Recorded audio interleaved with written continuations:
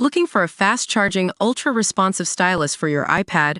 Meet the 2X Fast Charge Active Stylus Pen, designed for 2018 to 2025 Apple iPads. Take your creativity and productivity to the next level. Click the link in the video description to shop now on Amazon. Welcome to the Google Trends Hub, where we dive into the latest trends and news that shape our digital world. Today, we're talking about a developing story that's got everyone in tech talking: the antitrust cases against big tech giants. Imagine a world where just a few companies control the advertising market, social media platforms, smartphones, and online shopping. Sounds like a dystopian nightmare, right? Well, that's exactly what the U.S. Federal Trade Commission and the Department of Justice are trying to prevent with these high-profile lawsuits.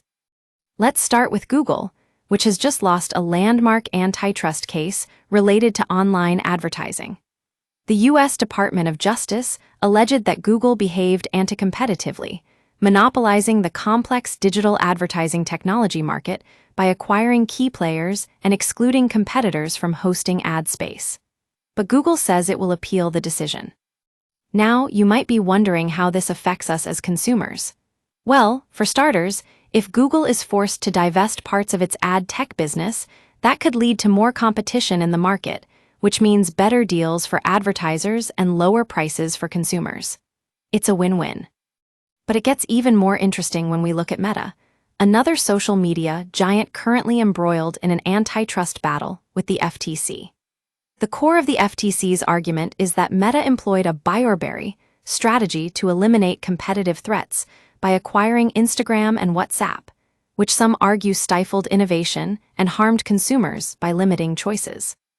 The trial is expected to last 8 weeks, and if Meta loses, it could be forced to sell off these platforms. But Meta vigorously defends its actions, arguing that the acquisition's pro-competitive, allowing them to invest billions in improving and scaling the apps. Now, let's not forget about Apple and Amazon, which are also facing significant antitrust challenges in the U.S. Apple is accused of maintaining a monopoly in the smartphone market by stifling competition and innovation, while Amazon is alleged to have unlawfully maintained monopoly power in both online shopping and marketplace services.